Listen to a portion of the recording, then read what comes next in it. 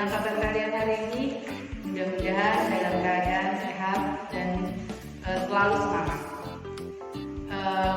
Pertama-tama kita berdoa dulu sebelum memulai pelajaran.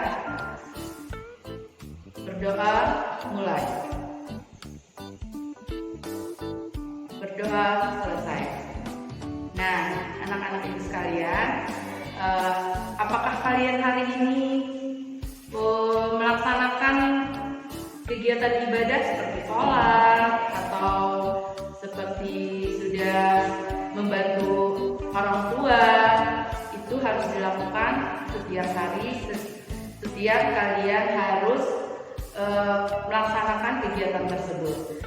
Nah, pada pembelajaran hari ini yaitu kita masuk tema 2, subtema 1, pembelajaran 1, yaitu tentang persatuan dalam perbedaan.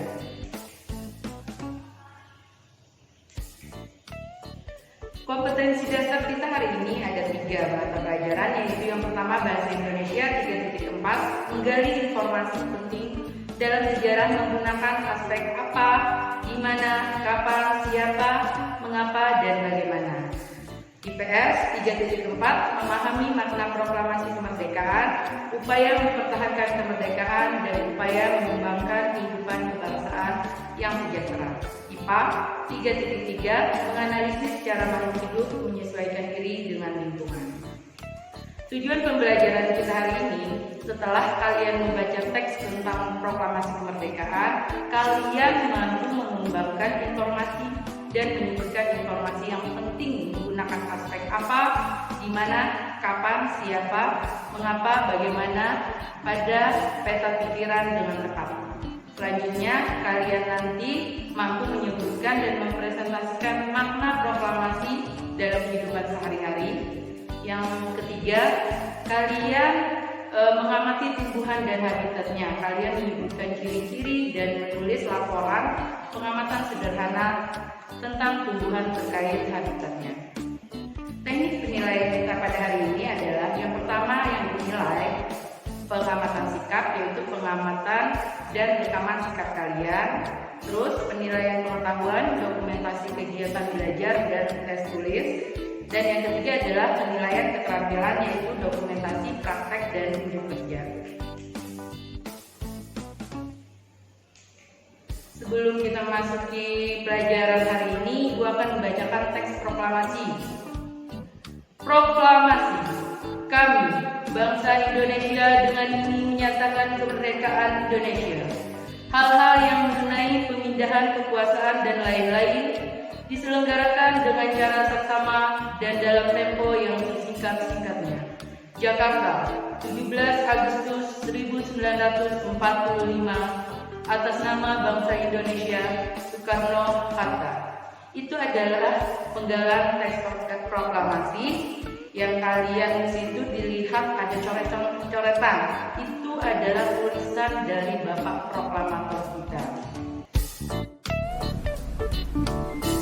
Baiklah anak-anak ibu akan menjelaskan tentang makna proklamasi. Jumat 17 Agustus 1945 di Jalan Pegangsaan Timur nomor 56 Jakarta diadakan upacara bendera dan pembacaan teks proklamasi kemerdekaan Republik Indonesia. Tepat pukul 10 waktu Indonesia bagian Barat, Insinyur Soekarno berpidato singkat dan membacakan teks proklamasi kemerdekaan Republik Indonesia. Yang acara selanjutnya adalah upacara pengibaran bendera Sang Merah Putih oleh S. Suhut dan Latif Hendraningrat yang diiringi dengan lagu Indonesia Raya yang diciptakan oleh Bapak W.R. Supratman. Bendera merah putih dijahit oleh Ibu Padmawati Soekarno, yaitu istri dari Insinyur Soekarno. Tokoh yang hadir diantaranya adalah Ki Hajar Dewantara, Dr. Mawardi, A.A. Maramis, A.G. Pringgo Digito, dan tokoh-tokoh dari PPKI maupun para pemuda. Pada saat itu yang hadir lebih dari 1.000 orang. Guna mengenang jasanya, maka Insinyur Soekarno dan Dr. Andes Muhammad Hatta dijuluki sebagai pahlawan proklamator Indonesia. Nah, dapat kalian lihat di situ adalah gambar dari pahlawan proklamasi kita. Ada Insinyur Soekarno, Dr. Andes Muhammad Hatta, dan lain-lainnya.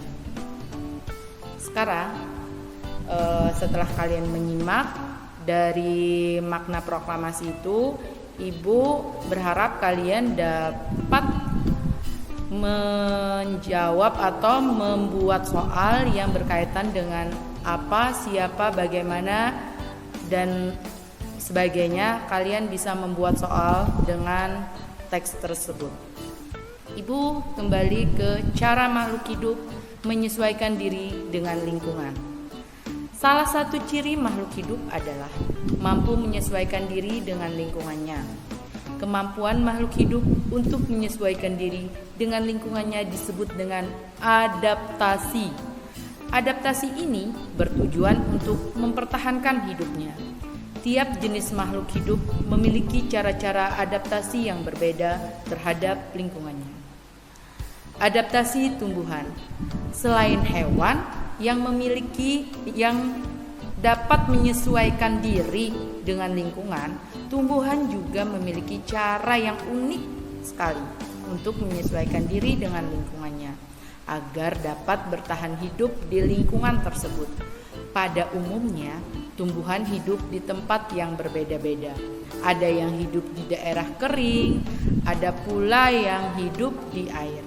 Oleh karena itu, bentuk penyesuaian dirinya pun berbeda-beda, disesuaikan dengan lingkungan tempat hidupnya.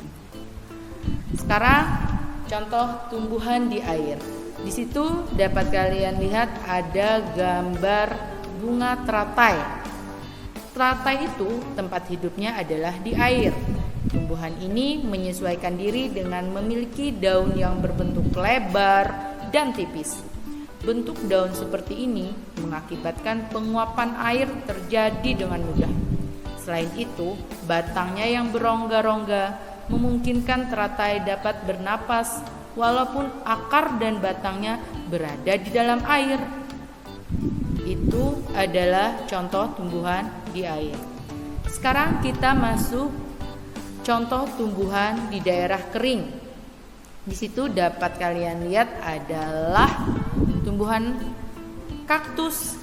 Nah, tanaman kaktus tempat hidup aslinya itu sebenarnya adalah tanah yang kering seperti gurun. Oleh karena itu, tanaman ini menyesuaikan diri dengan kondisi lingkungan yang kering dan panas. Tumbuhan kaktus menyesuaikan diri dengan memiliki daun yang kecil-kecil seperti duri yang berfungsi untuk mengurangi penguapan air. Batangnya tebal berair dan berlapis lilin yang berfungsi untuk menyimpan cadangan air. Akarnya yang panjang untuk mencari air. Sekian dan terima kasih anak-anak ibu sekalian. Ibu harap kalian dapat menyimak video dari ibu dan dapat mempelajari apa yang ibu sampaikan tadi. Tugas kalian kali ini yaitu kalian membuat rekaman video, kalian membacakan teks proklamasi, dan kalian mengerjakan LKPD halaman 11-12. Terima kasih. Wassalamualaikum warahmatullahi wabarakatuh.